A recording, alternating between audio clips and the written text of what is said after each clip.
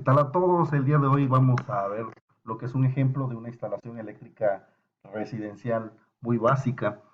Bueno, brevemente recordamos que en un servicio del CFE tiene tres tipos de servicios básicos en baja tensión, que es el monofásico que va de 1 watt hasta 5000 watts o 5 kilowatts, o bien bifásico que es de los 5001 watts hasta los 10.000 watts básico, o 10 kilowatts. Y el trifásico es de los 10.001 watts hasta los 25.000 watts o 25 kilowatts. Básicamente, teniendo esos parámetros en potencia, nosotros podemos determinar qué tipo de servicio vamos a escoger, si va a ser monofásico, bifásico y trifásico. Cuando vas a la CFE, te van a pedir obviamente la carga total instalada y la potencia de demanda, que ya lo vimos en videos anteriores, pero lo recordamos muy básicamente. Obviamente, por cada tipo de alimentación, sea monofásico, vamos a tener, por ejemplo, esta fórmula que es igual a la corriente, es igual a la potencia de demanda entre el voltaje de línea por el factor de potencia. Si es un sistema bifásico, la diferencia es aquí es el voltaje de línea a línea, o sea, 220, aquí 127.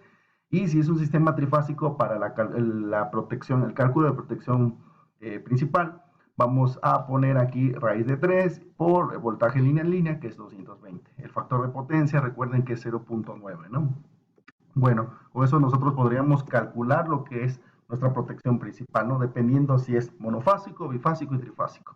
Bueno, básicamente, ¿qué es lo primero que vamos a hacer? Contabilizar cuántas lámparas hay en este departamento, ¿no? En este caso son 8 lámparas, como lo podemos ver, y son 13 contactos. Si contamos aquí en este planito, debe de haber 8 lámparas: 1, 2, 3, 4, 5, 6, 7 y 8. Y 13 contactos de forma general. Todos los contactos, hablando de contactos duplex básicos, se van a multiplicar por 180 volts amperes o 180 watts. Básicamente, con eso nosotros vamos a obtener una idea de la potencia que nosotros vamos a determinar por contacto, ¿sí? En dado caso que no tengamos el aparato expresado en watts, nosotros lo podemos multiplicar por 180. Entonces, si multiplicamos, tomamos el rango más alto de lo que son las lámparas incandescentes, que son 100 watts, recuerden que hay de 60, de 30, etcétera, ¿no? O 25 watts.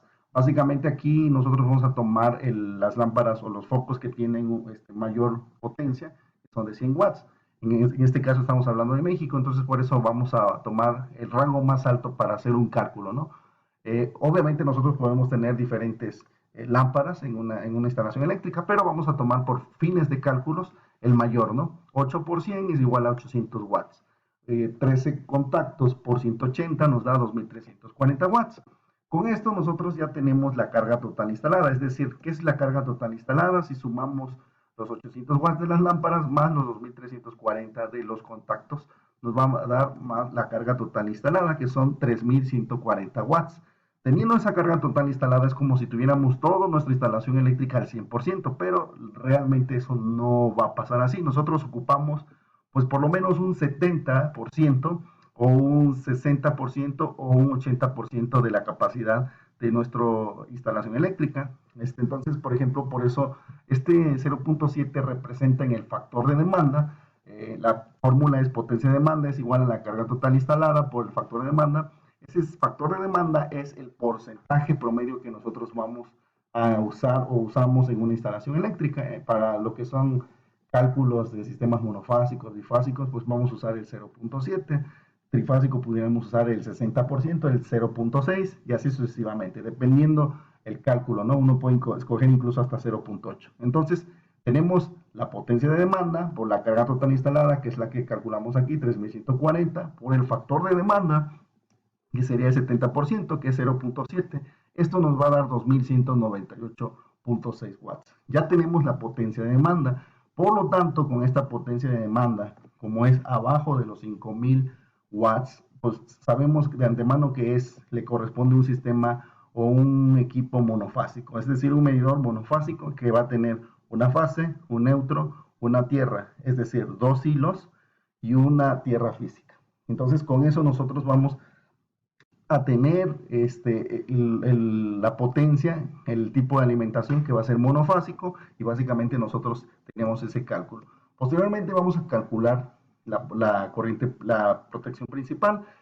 Como es un sistema monofásico, recuerden que es la corriente es igual a la potencia de demanda, que es esta que acabamos de calcular, entre el voltaje de línea neutro, que es 127 volts, entre fase y neutro, y el factor multiplicado por el factor de potencia. Recuerden que el factor de potencia siempre es 0.9, ¿no? Entonces, si realizamos esta parte, nos va a quedar que es 2198 entre 127, que es el voltaje de línea, por 0.9.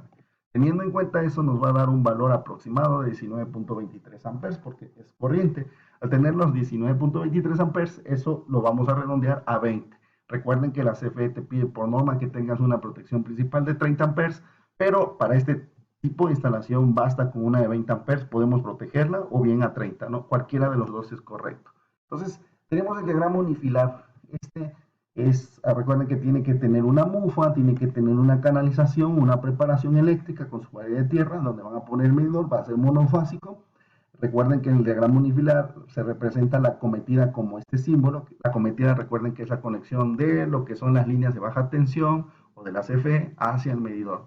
Entonces va esta conexión, sería la cometida, va directamente al medidor, que es como un sobrecito, y del medidor va hacia un interruptor de seguridad o switch. De aquí, del medidor hacia el switch principal, en este punto a este punto, no debe de rebasar máximo 5 metros, es decir, tenemos permitido 5 metros.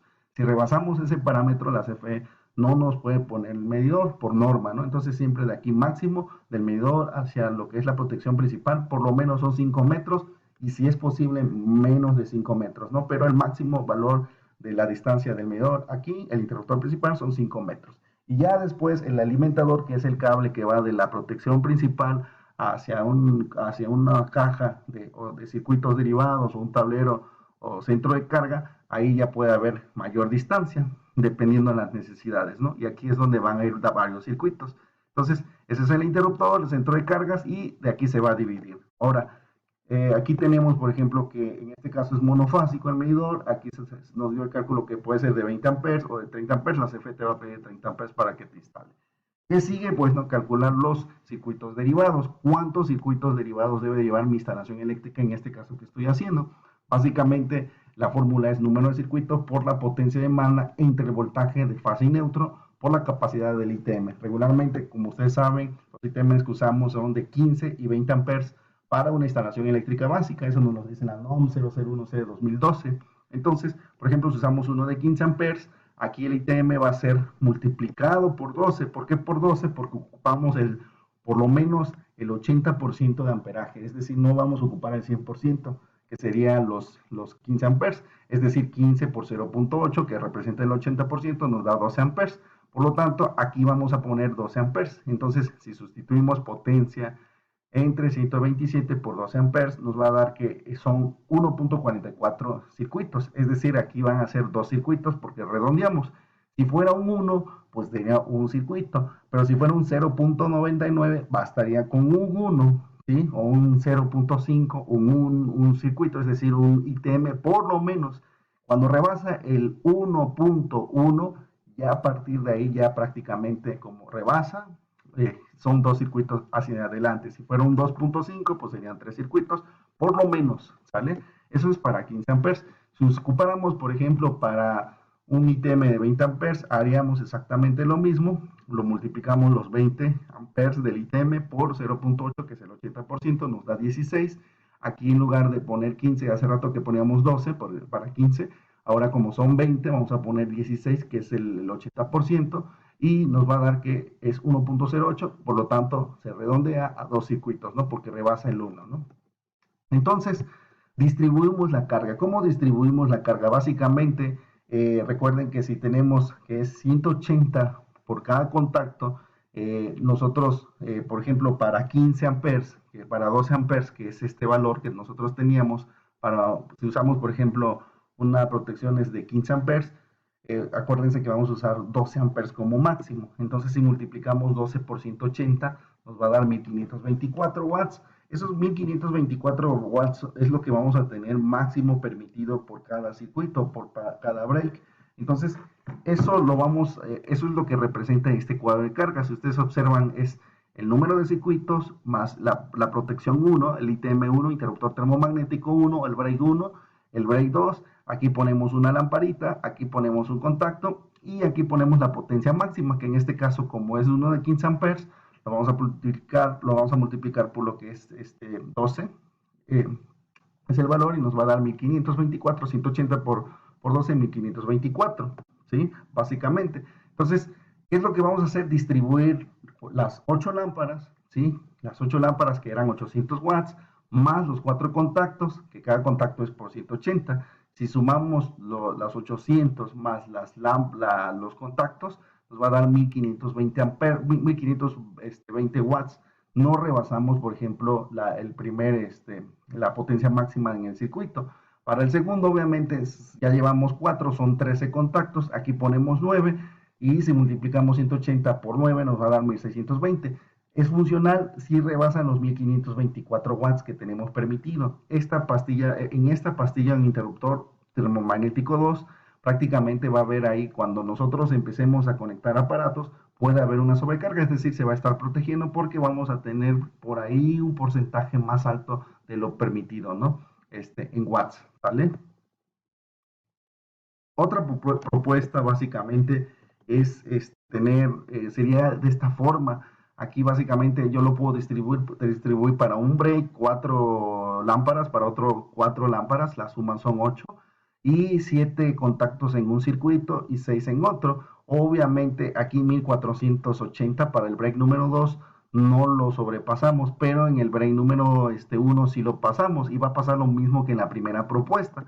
Finalmente, una propuesta que podemos determinar en este caso, pues básicamente vamos a determinar de que dijimos que por lo menos eran 2 circuitos en el cálculo que nos salió, 2 circuitos derivados. Entonces aquí nosotros podríamos determinar que podríamos poner otro break, otro ITM, interruptor termomagnético, y de esa forma ya distribuir y no sobrepasar nuestra potencia máxima que tenemos permitido. Entonces, por ejemplo, para un interruptor termomagnético sería 8 lámparas y eso nos da la suma de 800 watts, no pasamos los 1524 watts.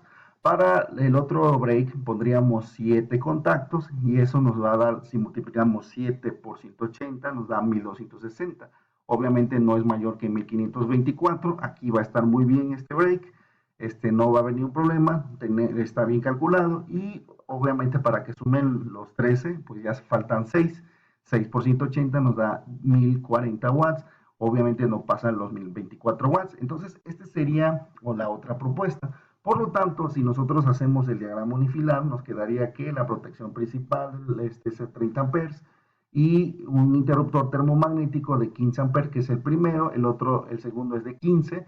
En el primero iría 8 lámparas y 4 contactos, que es esto que tenemos aquí, 8 lámparas y 4 contactos, y finalmente 9 contactos. Esto no fue correcto. Para el segundo igual tenemos nuestro diagrama unifilar, nuestra protección, nuestras dos protecciones y temes, que son nuestros circuitos derivados.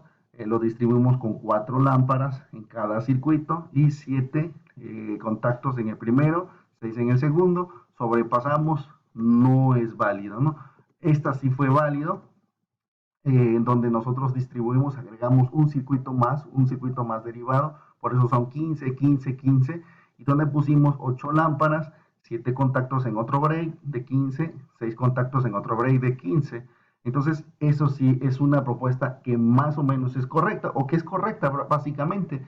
Pero recuerden que nosotros, pues nos marcan la norma que si tenemos un refrigerador, lo vamos a, como consume, por ejemplo, una lavadora 13 amperes, va a ser 1651, un refrigerador 15 amperes, 1905, un microondas 13 amperes, 1605. Por lo tanto, la lavadora, el refrigerador y el microondas deben de usar contactos independientes, por lo menos como rebasan los 15 amperes, por eso se le van a poner protecciones de 20 a cada uno de esos elementos y la demás carga se va a dividir no como normalmente lo hacíamos, es decir, 8 lámparas en un circuito, 5 y 5 en circuitos independientes.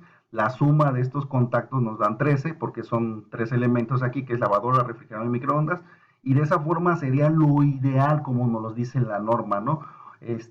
Sería lo más correcto, ¿no? Poner independiente sus contactos, falla tierra, para la lavadora, refrigerador y microondas.